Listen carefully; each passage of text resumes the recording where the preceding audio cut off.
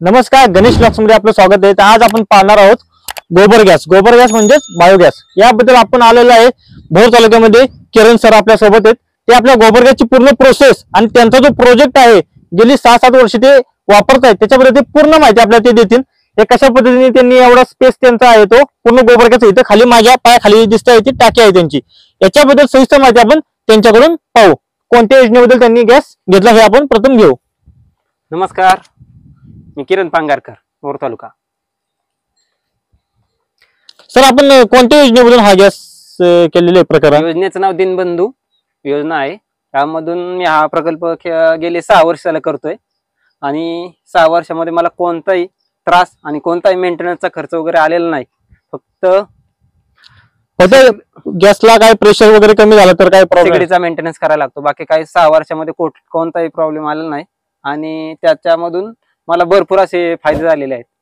तर सरांचं याच्यातून लक्षात की सरांनी रेग्युलर 6 वर्ष जर हा प्रोजेक्ट ते वापरत आहेत, रेग्युलर याच्यावर त्यांची शेगडी पेटत आहे, तर हा प्रोजेक्ट नक्कीच यशस्वीपणे त्यांनी केलेला आहे। तर याचं आपण नियोजन कसं असतं, म्हणजे कुठून आपण शेण वगैरे टाकायचं, त्याची स्लरी कशी बाहेर पडते, पूर्ण प्रोजेक्ट मध्ये माहिती द्या। आपल्याला शेण वगैरे कुठून टाकायचं असतं यशस्वी म्हणता येईल असं मी वर्षातून भारत गॅसची फक्त एकच टाकी वापरतोय, कारण की इमर्जन्सी मध्ये वापरण्यासाठी फक्त भारतची एक गॅस वापरतोय। नाही तर माझा पूर्ण घराचा मेंटेनन्सचा खर्च वगैरे सगळा स्वयंपाकाचा तो गोबर गॅस तर्फेच होतोय।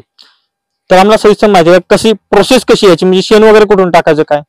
तर आपल्याला प्रथम हिथून ह्याच्यामध्ये शेण सडा म्हणून आहे, ह्याच्यामध्ये आपलं शेण टाकायचं।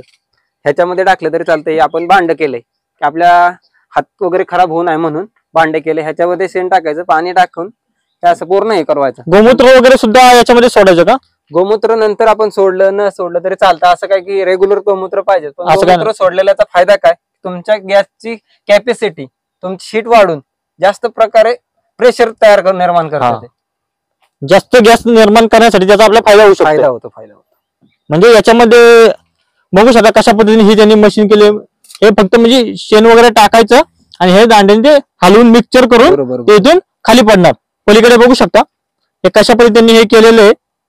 आता हे झालं शेण टाकायचं, आता इथून ह्याची प्रोसेस कशी होती ती इकडे दाखवा। टाकी वगैरे याच्यामधून तुम्ही शेण कालवल्यानंतर हिथून एक पाईप बसवलेला आहे याला, ह्यात इथे मेन टाकी गोबर गॅसचा डोम म्हणतात त्याला, ते या टाकीमध्ये ते सप्लाय होतं। इथं गॅस तयार निर्माण होतो ह्या डोम मध्ये। ह्या गॅस मधून वेस्टेज मटेरियल म्हणजे इथे गॅस तयार झाल्यानंतर वेस्टेज मटेरियल बाहेर उकरड्यामध्ये बाहेर टाकलं जातं आणि जसं जसं आपण गॅस वापरतो तसं तसं हे वरती आलेलं वेस्टेज मटेरियल परत रेवत जाते खाली। म्हणजे आता इथून जो म्हणजे याची तुमच्या लक्षात आलं असेल, इथून प्रोसेस स्टार्ट होते, याच्यामध्ये येऊन गॅस तयार होतो आणि राहिलेलं जे वेस्टेज मटेरियल येते इथं त्याला वेस्टेज असं म्हणता येणार नाही, कारण याच्यापासून अतिशय उत्तम पद्धतीचं हे शेणखत आहे। कारण त्यामधून आपण गांडूळ खत वगैरे असे जैविक प्रकल्प तयार करू शकतो। म्हणजे एका प्रोजेक्टला धरून आपण दुसरा प्रोजेक्ट सुद्धा करू शकतो। म्हणजे आता हे सध्या शेणखत किती असेल तुमच्या अंदाजे, किती टायले असेल?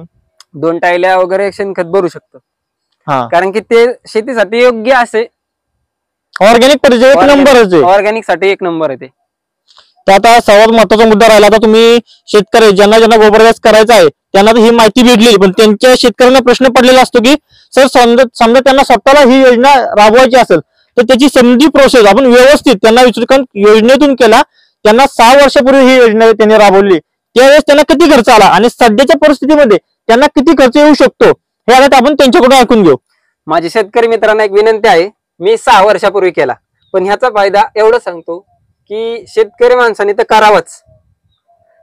मी त्या वर्षी केल्यानंतर दीनबंधू योजना होती, त्या योजनेमधून केला, त्यावेळेस मला 24,000 रुपये खर्च आला होता, पण आणि शासनाचं अनुदान 19,000 रुपये आलं होतं, म्हणजे माझ्या जवळचे त्यावेळी 5,000 रुपये गेले।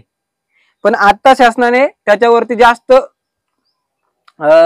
अनुदान तयार केले। राज्य शासनाचं आता 24,000 अनुदान आहे आणि केंद्र सरकारचं 14,000 अनुदान, असे एकूण 38,000 अनुदान तयार झालं। पण आता चालू महागाईच्या दृष्टीने 34 ते 35,000 रुपये खर्च येतोय।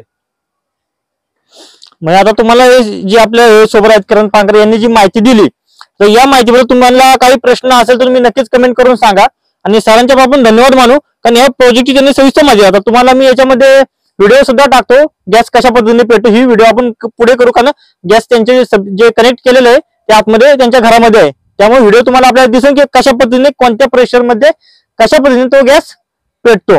तर आपण सरांचे धन्यवाद मानू, कारण त्यांनी सविस्तर माहिती दिली. जर तुम्हाला काय प्रश्न पडलाच तर सरांना तर मी तुम्हाला व्हॉट्सअप नंबर देतो, त्याच्यावर तुम्ही व्हॉट्सअपला फक्त मेसेज करून त्यांना माहिती विचारू शकता. त्या योजनेबद्दल सविस्तर माहिती तुम्हाला देतील. सर तुमचा नंबर सांगा. हा नंबर घ्या 9172 30 48 17. हा नंबर आपल्याला स्क्रीनवर सुद्धा दिसेल. तर सर धन्यवाद. नमस्कार. अशा पद्धतीने हा गोबर गॅस चालतो त्यांचा.